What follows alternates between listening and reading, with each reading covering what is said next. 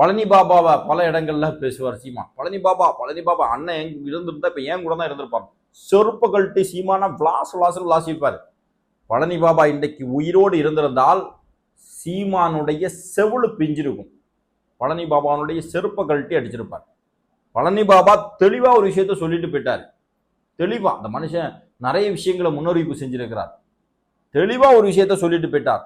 எவன் ஒருத்த பெரியாரையும் அம்பேத்கரையும் ஏற்றுக்கொள்ளவில்லையோ அவன்கிட்ட நீ எச்சரிக்கையா இருந்துக்க, அவன்கிட்ட நீ அண்டாத, அவனை ஏற்றுக்கொள்ளாதே அப்படின்னு சொல்லிட்டு பழனி பாபா சொல்லிவிட்டு போயிட்டார். பழனி பாபாவோடும் பெரிய அறிவாளி புடுங்கியா சீமான்? நான் கேட்கிறேன், அந்த தமிழ் தேசிய கூட்டமைப்பு வச்சிருக்கக்கூடியவர்கள்ட்ட கேட்கிறேன், பழனி பாபாவை விடவும் மிகச்சிறந்த அரசியல் அறிவும் ஞானமும் தெளிவும் உலக வரலாறும் சட்டங்களும் இதெல்லாம் தெரிஞ்சவரா சீமான்?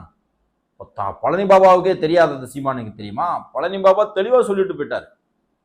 யார் பெரியாரையும் அம்பேத்கரையும் ஏற்றுக்கொள்ளவில்லையோ அவர்களை நீங்கள் புறக்கணிவீங்கள். ஆனா சீமான் அம்பேத்கரை பெரியாரை ஏற்றுக்கொள்ளவில்லை அப்படிங்கிறத தாண்டி பெரியாருக்கு எதிராகவே, பெரியாருடைய கொள்கைகளுக்கு எதிராகவே இன்றைக்கு போர் செய்கிறார். அதுல பேசுறாரு, திராவிடத்தை அழிக்கணும், திராவிடம் அப்படின்னு சொன்னா திருடன் அப்படின்னு சொல்லி சொல்றாரு.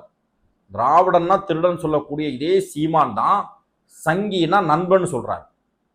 சங்கினா நண்பன் சொல்றாரு. இதை ஏற்றுக்கொள்வீர்களா இஸ்லாமிய சமூகத்தை சேர்ந்தவர்கள்?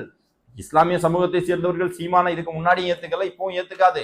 இருந்தாலும் ஒரு போலியாக ஒரு பிம்பத்தை உருவாக்க முயற்சி செய்கிறீர்களே, அந்த பர்னிச்சரை உடைக்கணுமா வேண்டாமா? அதுதான் நம்ம செய்ய போறோம்.